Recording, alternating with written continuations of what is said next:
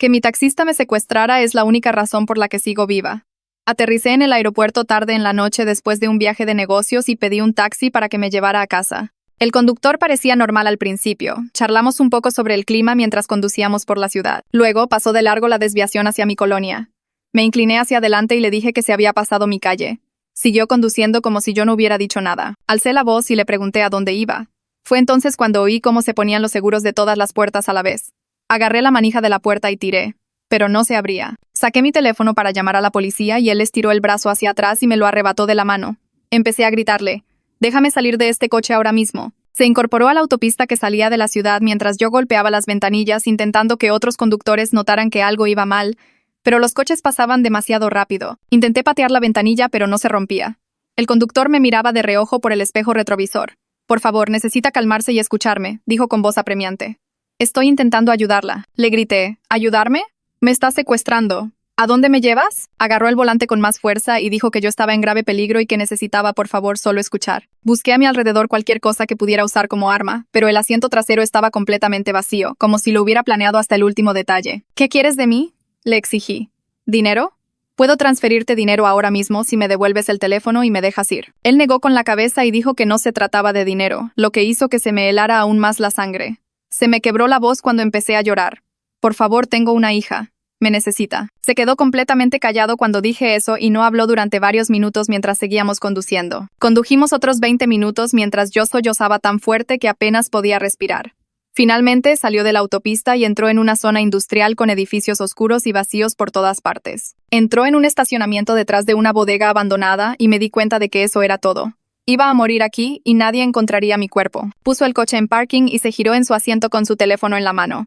«Mire esto», dijo en voz baja. «Por favor, solo mire». Había fotos en la pantalla que mostraban mi casa, mi coche en la cochera, el edificio de mi oficina y fotos mías caminando hacia mi coche después del trabajo. Se desplazó hacia arriba por los mensajes de texto con las manos temblando. «Alguien me contrató para recogerla en el aeropuerto esta noche, pero no como taxista». Hizo una pausa y su voz bajó a apenas un susurro, sino como sicario. Sentí como si todo el aire hubiera salido de mis pulmones mientras explicaba que había aceptado el trabajo hacía 2 días y que el cliente me quería muerta. Quería que pareciera un accidente durante el viaje en taxi, pero cuando estaba investigando sobre mí, fue a mi oficina y vio las fotos de mi hija en mi escritorio. Y se le quebró la voz cuando dijo que él tiene una hija de la misma edad y que simplemente no pudo seguir adelante con el plan. Había estado conduciendo sin rumbo durante la última hora intentando averiguar qué hacer. Apenas pude articular las palabras. «¿Quién te contrató?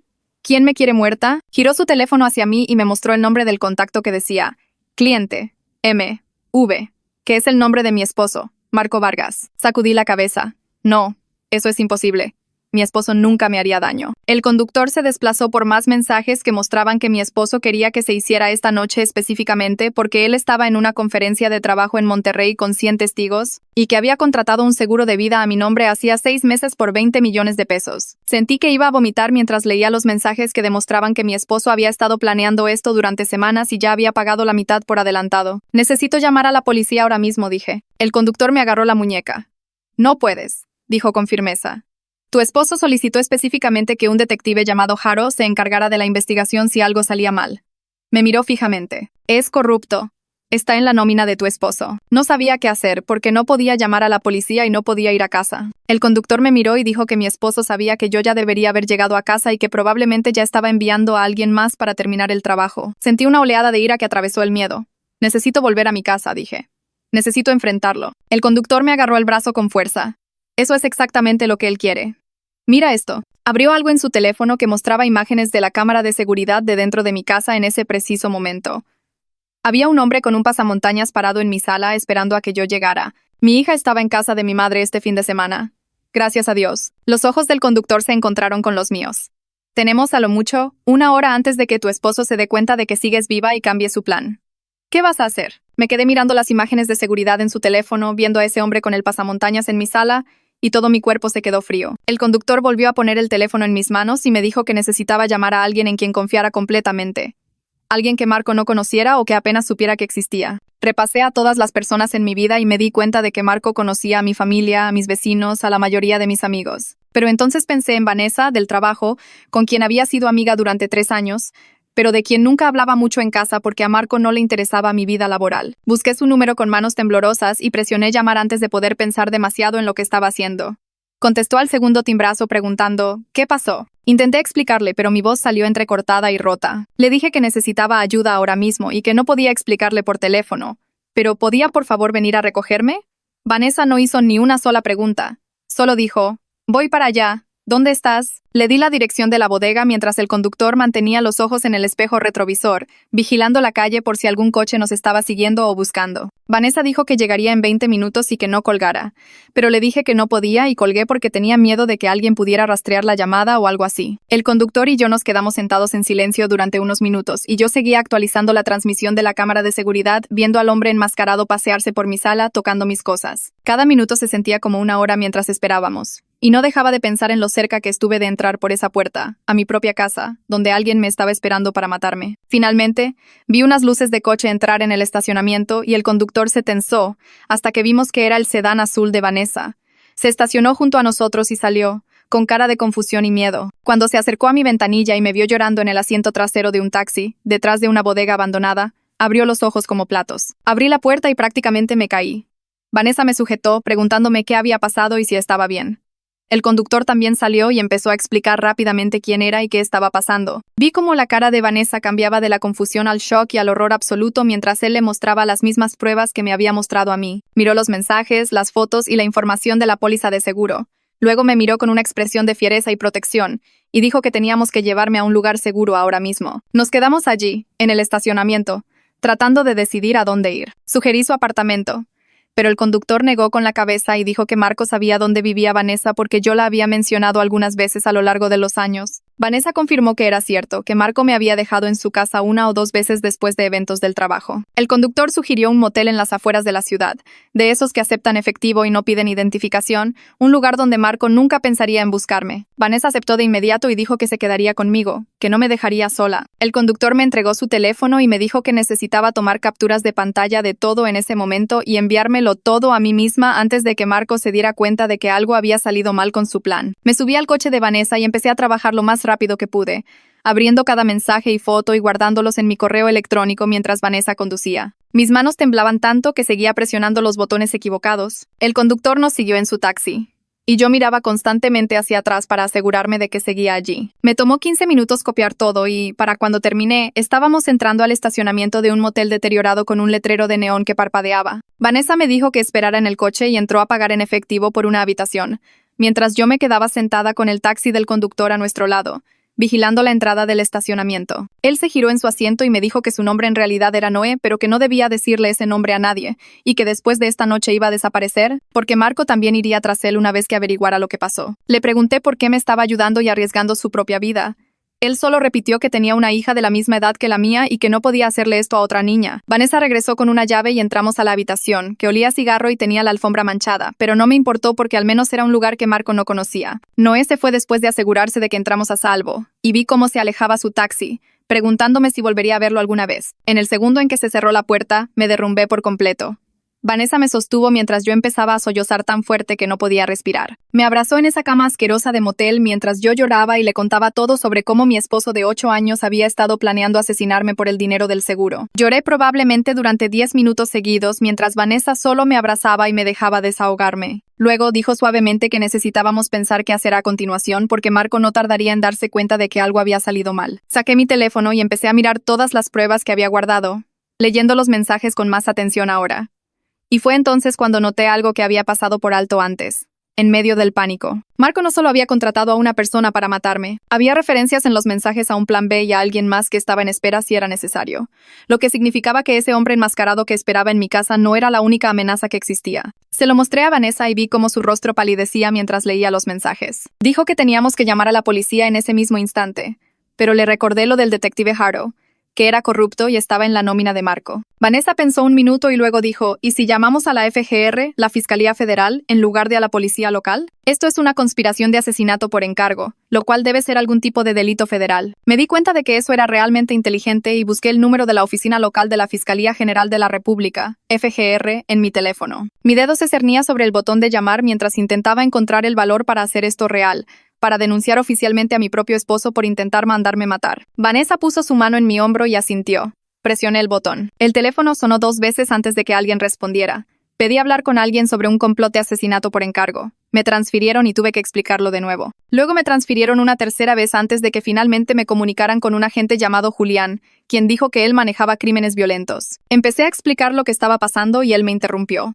Me dijo que dejara de hablar y solo le diera la dirección donde estaba. Dijo que enviaría agentes hacia mí en ese momento y que no debía decir nada más por teléfono porque no sabíamos quién podría estar escuchando. Colgué y me senté en la cama del motel, mirando mi teléfono mientras mis manos temblaban tanto que apenas podía sostenerlo. Vanessa caminaba de un lado a otro frente a la ventana, apartando la cortina cada pocos segundos para revisar el estacionamiento. Me preguntaba si estaba bien y yo seguía sintiendo, aunque claramente no estaba bien en absoluto. Esperamos en ese silencio horrible durante lo que pareció una eternidad, pero probablemente fueron solo 15 minutos, antes de que Vanessa viera unas luces entrar al estacionamiento. Llegaron 2 coches al mismo tiempo y 4 personas con trajes oscuros se bajaron.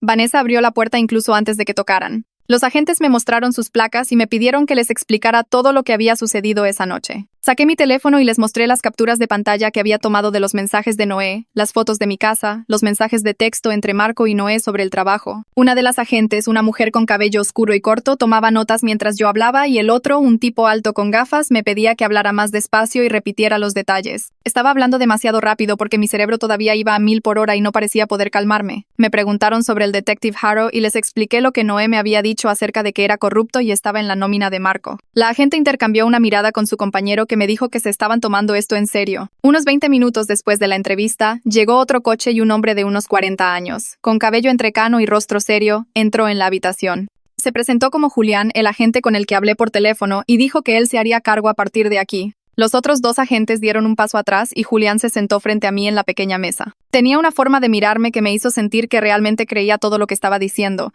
lo cual fue un gran alivio después de sentirme tan sola y asustada. Julián me pidió que empezara desde el principio una vez más. Le conté toda la noche, desde el aterrizaje en el aeropuerto hasta que Noé reveló el plan y hasta ver al hombre enmascarado en mi casa en las cámaras de seguridad. Escuchó sin interrumpir y cuando terminé se reclinó en su silla y dijo que me creía, y que íbamos a resolver esto juntos. Luego explicó que antes de que pudieran arrestar a Marco necesitaban verificar toda la evidencia e investigar la participación del detective Harrow, porque si Harrow era realmente corrupto, no podían confiar en el departamento de policía local con nada de esto. Julián dijo que construir un caso sólido podría llevar días o incluso semanas, porque tenían que ser minuciosos y asegurarse de que Marco no pudiera librarse de los cargos por algún tecnicismo. Se me cayó el alma a los pies cuando dijo semanas, porque me di cuenta de lo que eso significaba. No podría ver a mi hija durante ese tiempo, porque si Marco sabía que estaba viva, podría intentar usarla para llegar a mí o lastimarla para castigarme. Julián debió ver el pánico en mi cara, porque puso su mano sobre la mesa entre nosotros y me dijo que mi hija estaba a salvo en casa de mi madre y que nos aseguraríamos de que siguiera a salvo. Le pregunté qué se suponía que debía decirle a mi mamá sobre por qué no podía ir a recoger a mi hija, y él dijo que tenía una idea al respecto. Sacó su teléfono y me lo entregó diciendo que debía llamar a mi mamá desde su número para que no pudiera ser rastreado hasta mí. Mis manos seguían temblando cuando marqué y mi mamá contestó al segundo timbrazo. Le dije que había surgido una emergencia en el trabajo,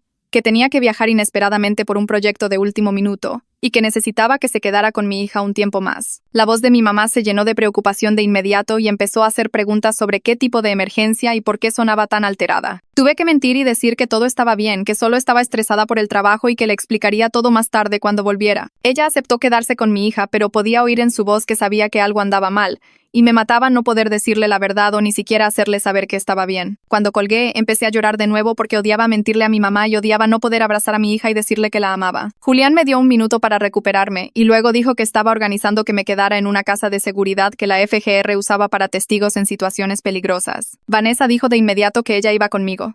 Julián empezó a decir que no era necesario, pero Vanessa lo interrumpió y dijo que no estaba pidiendo permiso. Me sentí tan agradecida, porque no creía poder soportar estar sola en este momento.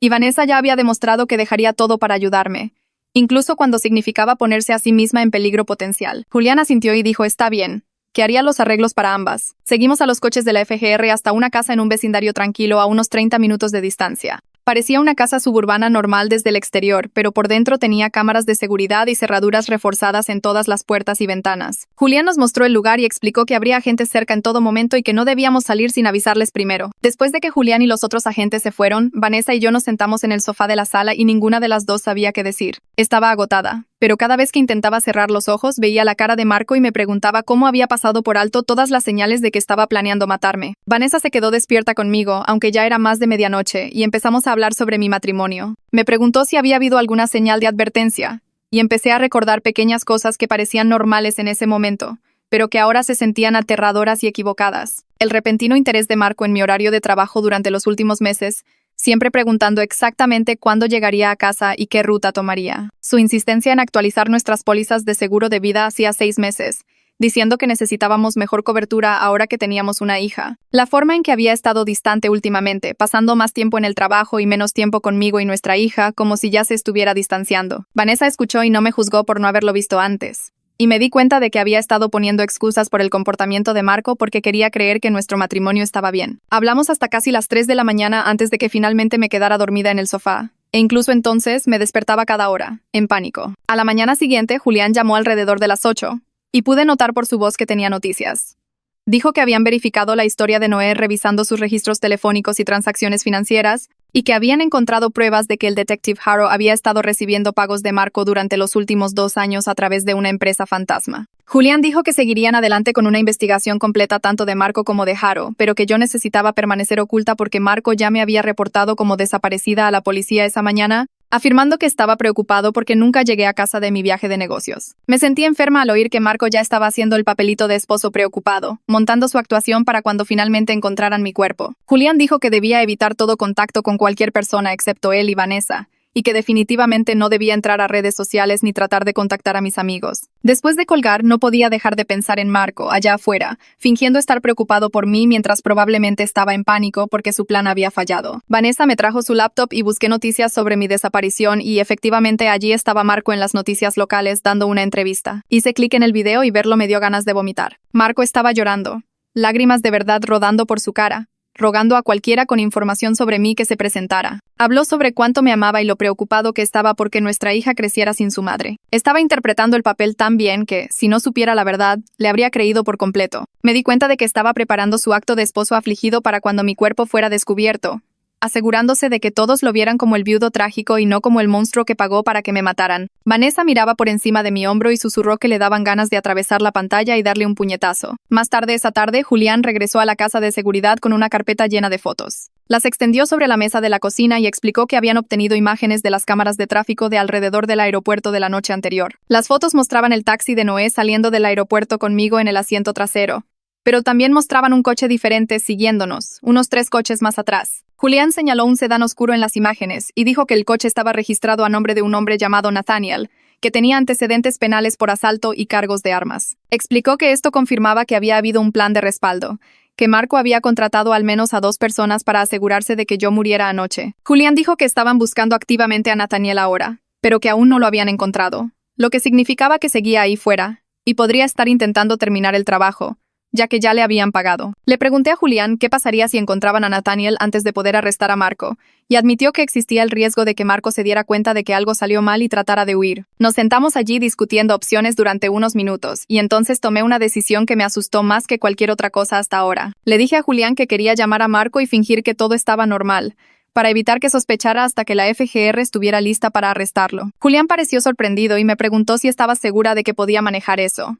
Le dije que tenía que intentarlo, porque si Marco huía, tal vez nunca enfrentaría la justicia por lo que intentó hacer. Julián me configuró una línea telefónica que la FGR monitorearía y grabaría, y me indicó qué decir. Me recordó que mantuviera la calma, que no revelara nada sobre dónde estaba o lo que sabía, y que mantuviera la llamada corta. Practiqué un par de veces con Julián interpretando el papel de Marco hasta que sentí que podía hacerlo sin derrumbarme. Luego, respiré hondo y marqué el número de Marco. Contestó al primer timbrazo, y su voz estaba llena de falsa preocupación mientras preguntaba dónde estaba y por qué no había llegado a casa. Tuve que tragarme toda mi ira y miedo y mentir, diciéndole que había decidido quedarme una noche extra en un hotel cerca del aeropuerto porque estaba demasiado cansada para conducir después de que mi vuelo se retrasara. Pude oír el cambio en su tono, el cálculo detrás de su preocupación mientras preguntaba en qué hotel estaba y decía que iría a recogerme de inmediato. Le dije que en el Marriott cerca del aeropuerto, pero que ya estaba haciendo el checkout y que estaría en casa en 1 hora aproximadamente. Julián seguía sintiendo y articulando palabras de aliento mientras mis manos temblaban tanto que casi se me cae el teléfono. La voz de Marco adquirió un tono filoso cuando insistió en que debía ir a recogerme ahora mismo,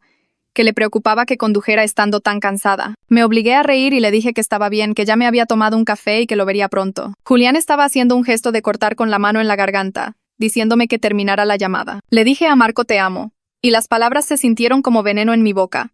Él dijo yo también te amo y no puedo esperar a verte.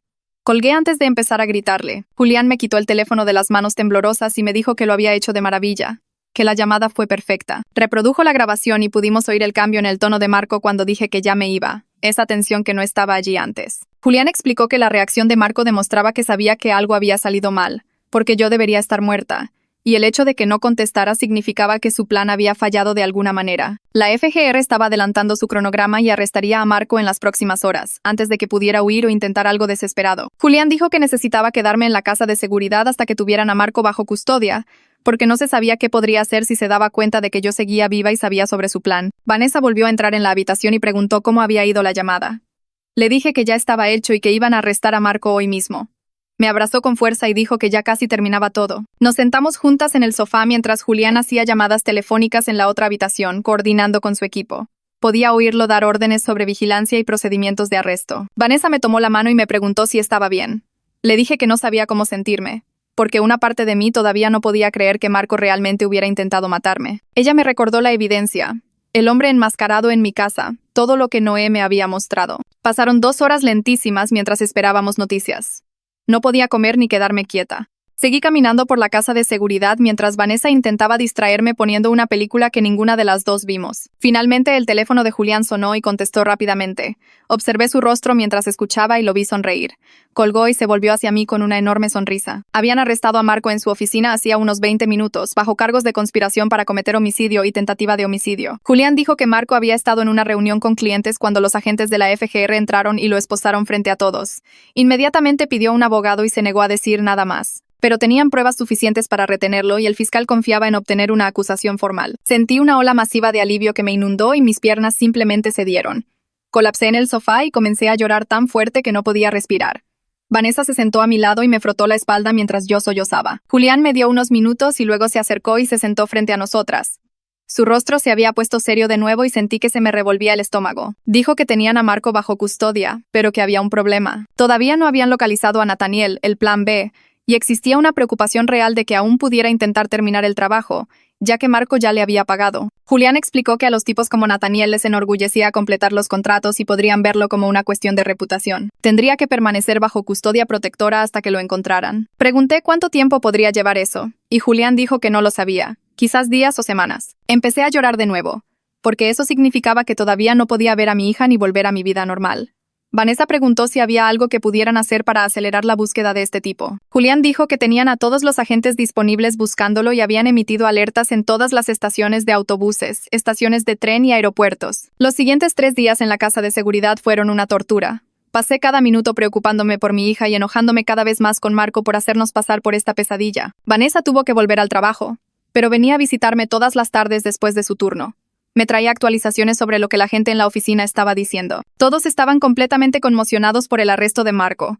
La historia había llegado a las noticias locales y la gente preguntaba por mí constantemente. Vanessa les dijo que yo estaba lidiando con una emergencia familiar y que volvería cuando pudiera. Dijo que algunas personas estaban chismeando e inventando teorías descabelladas, pero la mayoría de la gente solo estaba preocupada por mí. Le pregunté qué decían los compañeros de trabajo de Marco. Dijo que su socio comercial había emitido un comunicado diciendo que estaban cooperando plenamente con la investigación y que no tenían conocimiento de las actividades de Marco. Al tercer día me estaba volviendo loca por estar encerrada y no saber cuándo podría irme. Julián pasó por la tarde y pude ver en su rostro que tenía noticias incluso antes de que dijera algo. Habían encontrado a Nathaniel intentando salir del estado. Lo habían arrestado en una estación de autobuses tratando de abordar un autobús hacia la frontera con Estados Unidos con una identificación falsa. Cuando lo registraron, le encontraron un arma, y cuando registraron su apartamento, encontraron fotos de vigilancia mías y de mi hija. Julián me mostró algunas de las fotos en su tableta y sentí que me iba a enfermar. Había fotos de mi hija jugando en el patio de mi mamá, caminando hacia la escuela, sentada en un salón de clases a través de una ventana. Este hombre había estado vigilando a mi bebé y planeaba lastimarla si no podía llegar a mí. Corrí al baño y vomité. Vanessa entró y me sostuvo el cabello mientras yo lloraba sobre el inodoro. Julián esperó hasta que salí y luego me dio la buena noticia.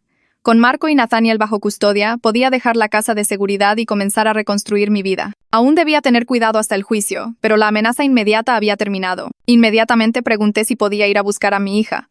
Julián dijo que sí, y que había organizado una escolta de la FGR solo para estar seguros. Llamé a mi mamá de inmediato y le dije que iba a buscar a mi hija hoy.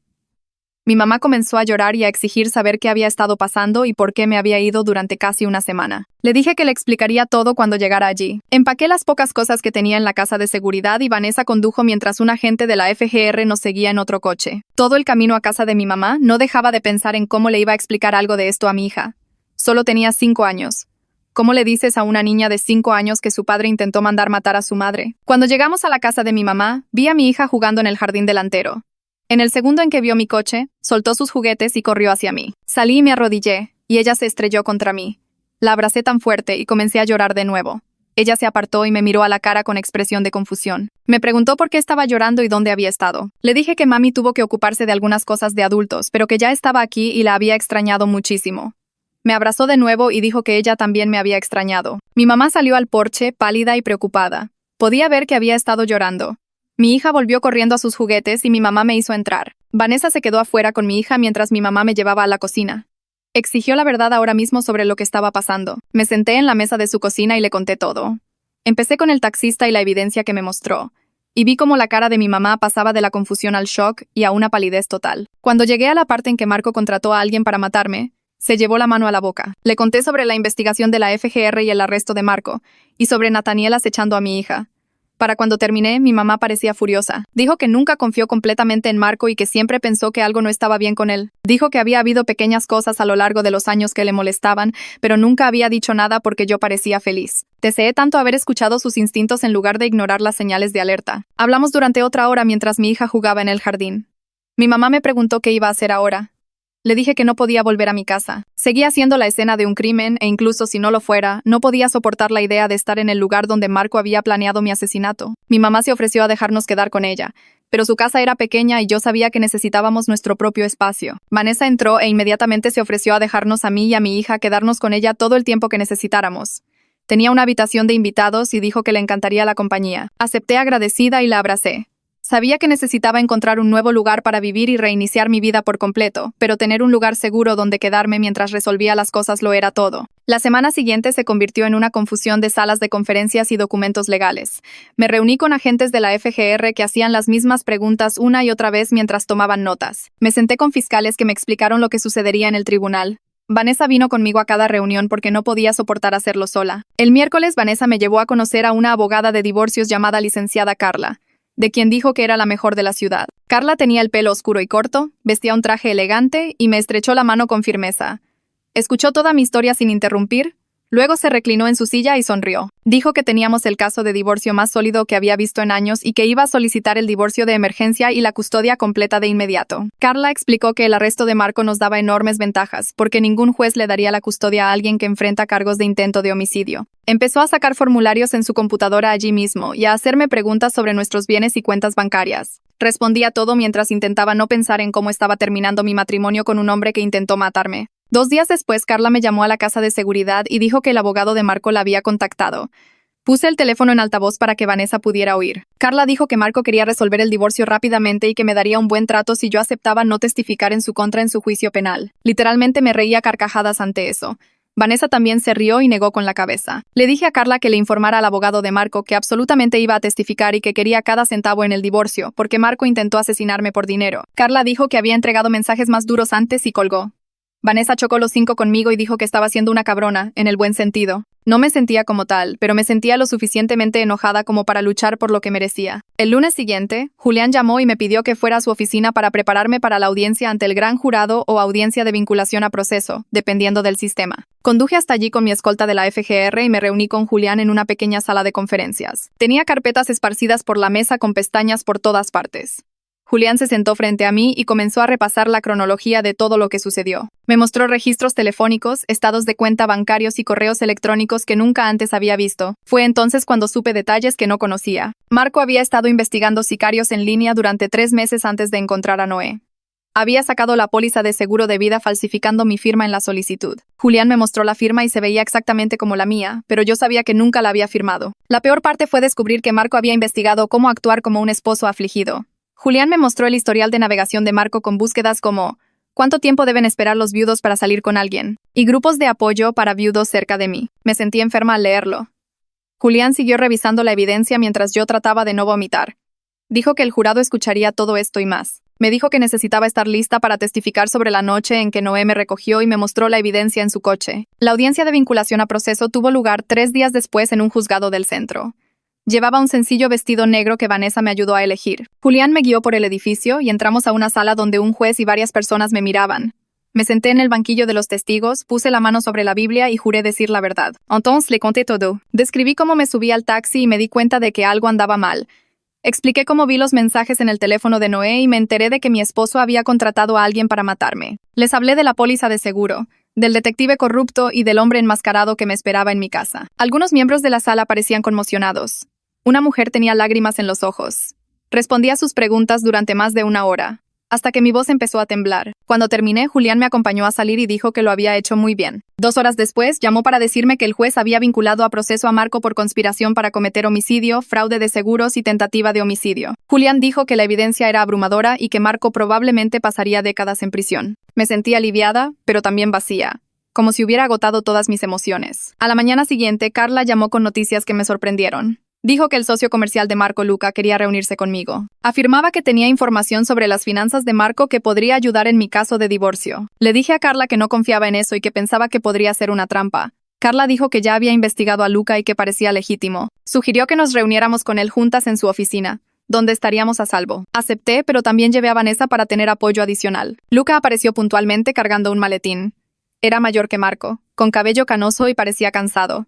Me dio la mano y dijo que lamentaba mucho lo que Marco había hecho. Luego abrió su maletín y sacó carpetas llenas de documentos financieros. Los extendió sobre la mesa de conferencias de Carla y comenzó a señalar números. Luca nos mostró que Marco había estado sacando dinero de las cuentas de la empresa durante meses. Los documentos probaban que Marco había robado más de 4 millones de pesos y Luca tenía los estados de cuenta bancarios para demostrarlo. Luca se sentó y se frotó la cara. Explicó que había descubierto el dinero faltante hacía 2 semanas y confrontó a Marco al respecto. Marco afirmó que era para una inversión de negocios que se había caído y prometió devolverlo. Luca le creyó en ese momento porque habían sido socios durante 8 años. Pero ahora Luca se daba cuenta de que Marco había estado robando para pagar mi asesinato. Luca dijo que se sentía enfermo sabiendo que había confiado en alguien capaz de eso. Le dijo a Carla que quería testificar y proporcionar todos los registros financieros. Carla miró los documentos y dijo que esto fortalecería significativamente mi caso de divorcio. También significaba que Marco enfrentaba aún más cargos penales por malversación y fraude. Luca se disculpó conmigo de nuevo antes de irse.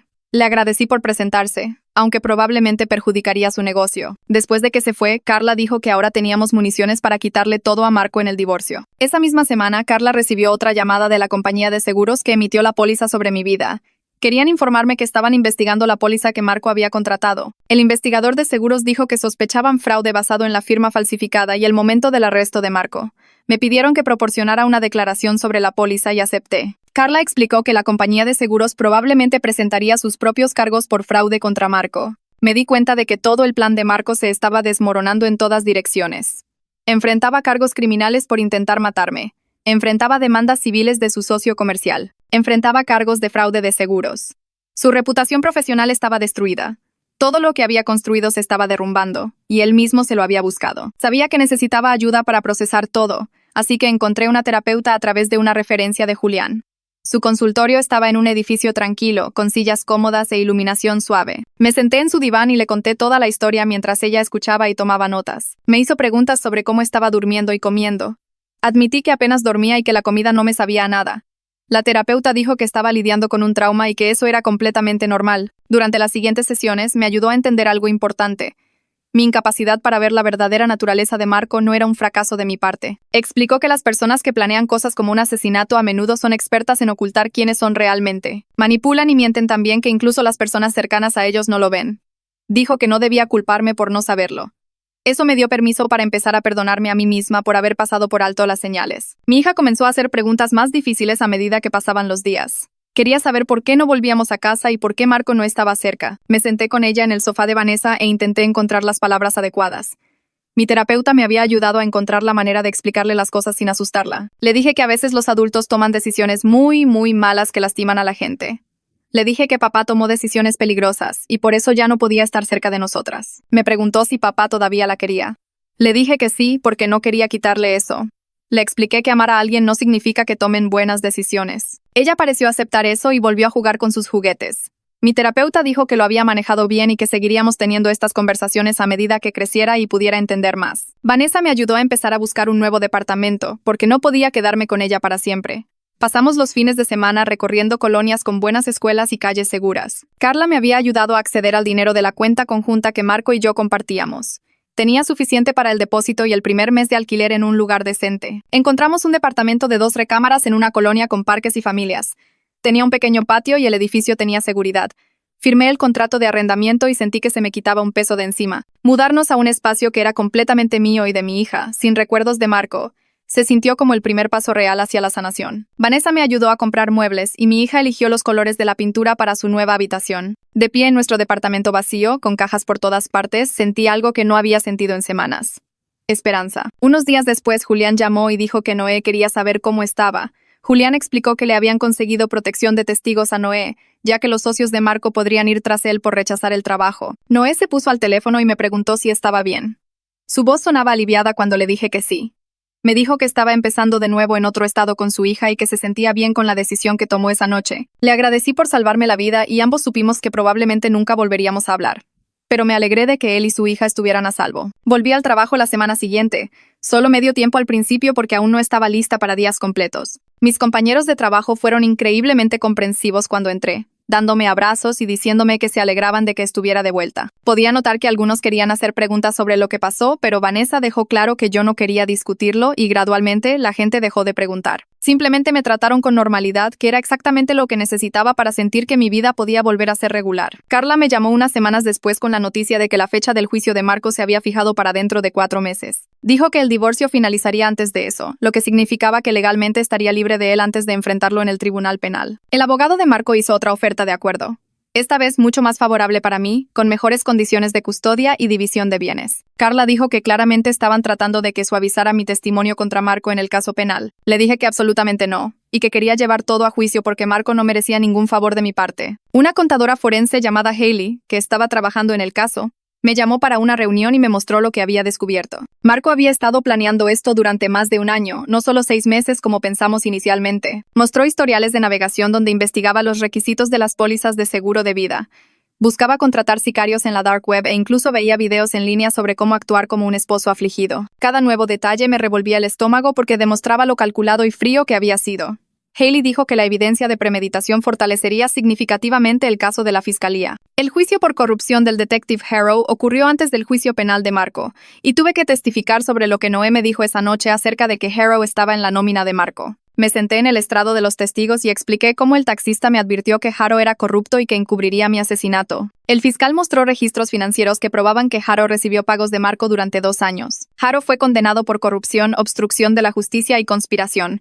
El juez lo sentenció a 15 años de prisión. Al salir de esa sala del tribunal sentí que se había hecho justicia, pero también me di cuenta de lo cerca que estuvo Marco de salirse con la suya si Harrow hubiera sido el que investigara. Mi hija comenzó en su nueva escuela y yo observaba nerviosamente para ver cómo se adaptaba.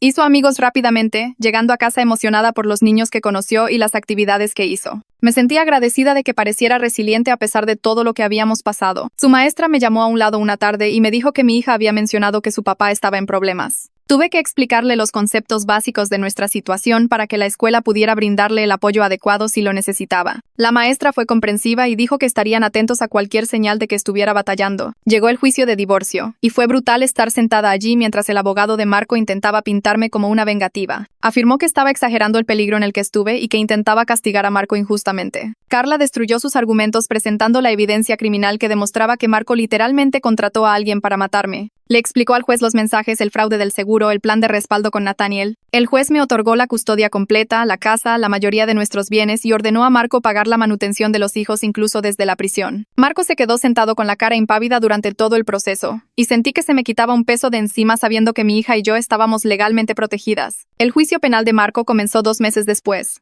y yo era la testigo estrella de la fiscalía. Entré a la sala del tribunal y vi a Marco sentado en la mesa de la defensa, con un traje, sin parecerse en nada al hombre con el que me casé. Subí al estrado y le conté al jurado esa noche en detalle, describiendo el terror de estar encerrada en el taxi y enterarme de que mi esposo me quería muerta. Tuve que mirar a Marco al otro lado de la sala mientras testificaba. Él me miró con una expresión fría que me hizo darme cuenta de que nunca lo conocí realmente. El hombre con el que pensé que me había casado era solo una máscara que ocultaba a alguien capaz de asesinar. Noé testificó por enlace de video desde su nueva ubicación, con el rostro parcialmente oscurecido por protección. Su testimonio fue poderoso mientras describía cómo recibió el contrato sobre mi vida y tomó la decisión de rechazarlo. Le mostró al jurado los mensajes y fotos que Marco le envió, explicando cómo Marco quería que pareciera un accidente. El jurado parecía horrorizado al ver la evidencia. Vi a varios miembros del jurado fulminando a Marco con la mirada, con disgusto, y supe que el testimonio de Noé estaba calando hondo. Nathaniel llegó a un acuerdo con la fiscalía y testificó contra Marco a cambio de una sentencia reducida.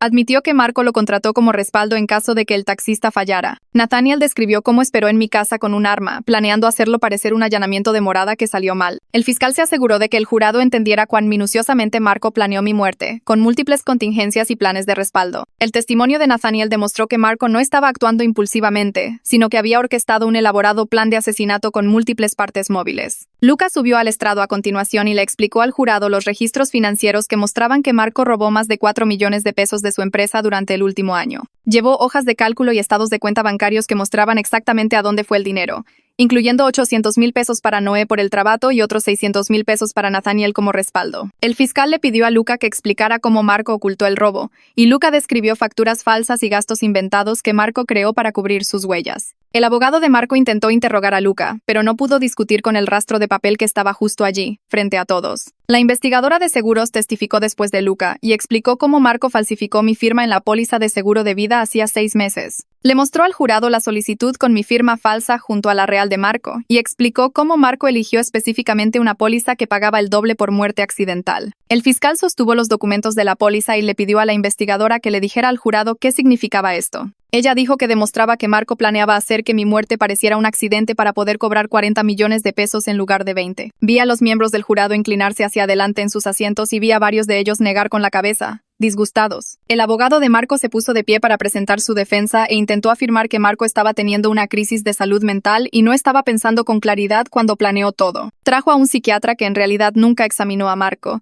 pero habló sobre cómo el estrés puede hacer que las personas hagan cosas que normalmente no harían. La fiscal destrozó esto mostrando toda la cuidadosa planificación que Marco hizo durante meses. La investigación de sicarios, los documentos de seguro falsificados, el plan de respaldo con Nathaniel. Le preguntó al psiquiatra si alguien que tiene un colapso mental podría ejecutar una planificación tan detallada y el psiquiatra admitió que parecía poco probable. El jurado se retiró a deliberar.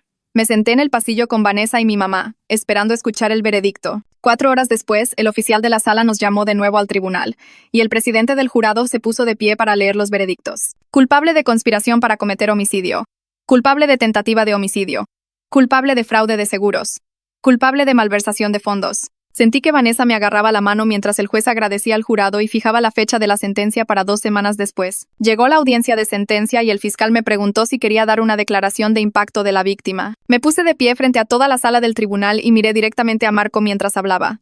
Le dije al juez cómo Marco destruyó mi sentido de seguridad y confianza. Cómo no puedo dormir sin revisar cada cerradura 2 veces. Cómo mi hija crecerá sin un padre debido a sus elecciones. Describí el terror de esa noche en el taxi y enterarme de que el hombre con el que me casé me quería muerta por dinero del seguro. Marco miró fijamente a la mesa todo el tiempo que hablé y nunca me miró ni una sola vez. El juez le preguntó a Marco si tenía algo que decir, y el abogado de Marco le aconsejó que se quedara callado. El juez sentenció a Marco a 40 años de prisión, sin posibilidad de libertad condicional durante 15 años.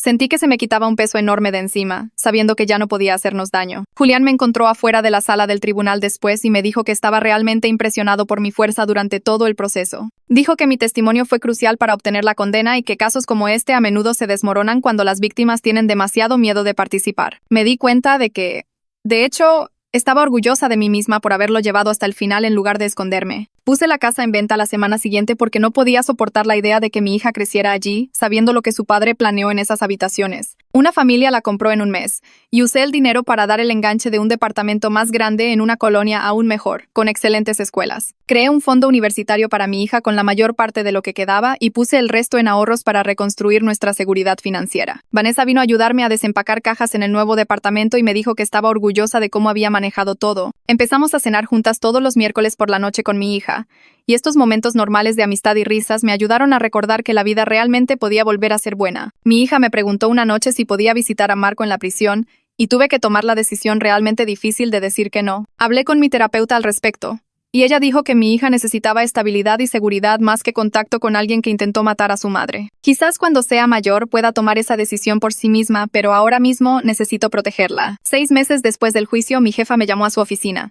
Pensé que algo andaba mal, pero en lugar de eso me ofreció un ascenso. El nuevo puesto venía con mejor paga y más flexibilidad para trabajar desde casa cuando lo necesitara, y me dijo que estaba impresionada por cómo había manejado todo. Me di cuenta sentada allí de que ya no estaba solo sobreviviendo. De hecho, estaba construyendo una vida mejor de la que tenía antes.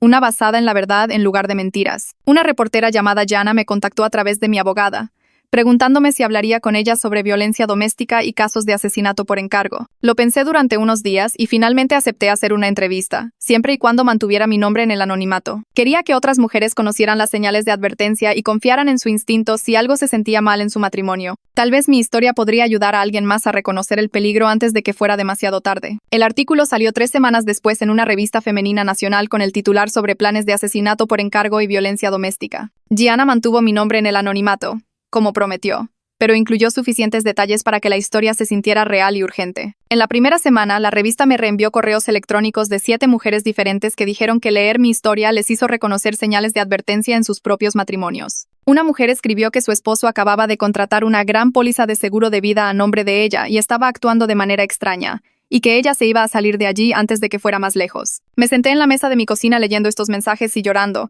porque algo tan horrible en realidad había ayudado a alguien más a mantenerse a salvo. La revista hizo un artículo de seguimiento 2 meses después sobre cuántas mujeres se habían comunicado después de la primera pieza, y la conversación en torno al fraude de seguros de vida como motivo de asesinato comenzó a recibir más atención de las agencias de procuración de justicia en todo el país. Una organización contra la violencia doméstica en la ciudad me contactó a través de la revista, preguntándome si estaría dispuesta a ser voluntaria y compartir mi historia en grupos de apoyo. Me reuní con su directora en un café y me explicó que ayudaban a las mujeres a navegar el sistema legal y a encontrar recursos para dejar situaciones peligrosas. Empecé a ser voluntaria cada 2 martes por la noche, sentándome en círculos con otras sobrevivientes y contando mi historia sobre cómo mi esposo contrató a alguien para matarme. La primera vez que compartí frente a un grupo, mis manos temblaban tanto que apenas podía sostener mis notas, pero las mujeres escuchaban con comprensión en sus ojos, porque sabían lo que se sentía ser traicionada por alguien que se suponía que te amaba. Conocí a mujeres que habían sobrevivido a cosas mucho peores que yo, y seguían de pie, seguían luchando, seguían ayudando a otras. Su fuerza me hizo sentir menos sola. Una mujer llamada Kenia se convirtió en mi amiga después de que conectamos por tener ambas hijas pequeñas a las que estábamos protegiendo. Ella me enseñó que sanar no se trataba de olvidar lo que pasó, sino de negarse a dejar que eso definiera toda tu vida. Mi hija cumplió 7 años en abril y le organicé una fiesta de cumpleaños en nuestro departamento con 10 niños de su nueva escuela. Colgué serpentinas en la sala y compré un pastel decorado como un unicornio porque era su cosa favorita ese mes. Verla reír con sus amigos mientras jugaban y comían pizza me hizo darme cuenta de que ella realmente iba a estar bien a pesar de todo. Era resiliente de una manera que no había entendido completamente antes, capaz de encontrar alegría, hacer amigos y simplemente ser una niña normal. Aunque su padre estuviera en prisión por intentar matar a su mamá, siempre llevaría algunas cicatrices de esta experiencia y tendría preguntas a medida que creciera, pero no estaba rota ni dañada sin reparación.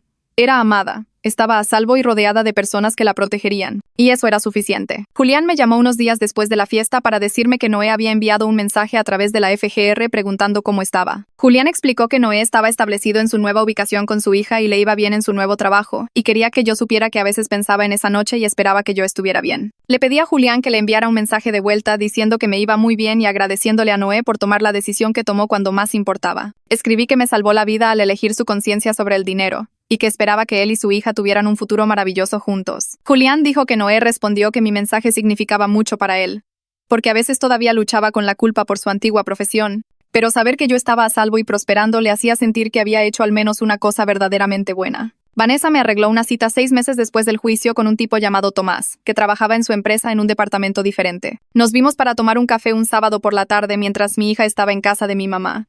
Me sentí extraña y nerviosa de una manera que no había experimentado desde que era adolescente. Tomás fue amable y fácil para conversar, preguntando sobre mi trabajo y mi hija sin entrometerse en mi vida personal. Cuando preguntó sobre mi divorcio, le di la verdad básica, que mi exesposo estaba en prisión y que había sido una situación difícil.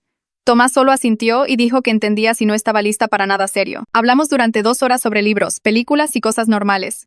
Y se sintió bien recordar que podía tener una conversación normal con un hombre sin miedo. Acordamos seguir siendo amigos y tal vez intentar salir de nuevo más tarde, cuando estuviera más lista. Y aunque no pasó nada romántico, toda la experiencia me recordó que la vida normal todavía era posible para mí. Un año después de la condena de Marco, me invitaron a hablar en una conferencia sobre los derechos de las víctimas en la capital del estado. Los organizadores me querían en un panel sobre cómo sobrevivir a un intento de asesinato por parte de un cónyuge. Aunque la idea me aterraba, acepté porque quería ayudar a otras personas a entender por lo que pasan las sobrevivientes. Me paré en un escenario frente a unas 300 personas y conté mi historia de principio a fin, incluidas las partes de las que era más difícil hablar, como el hecho de que nunca sospeché de Marco y cómo el taxista me salvó la vida. Cuando terminé, todo el público se puso de pie y aplaudió.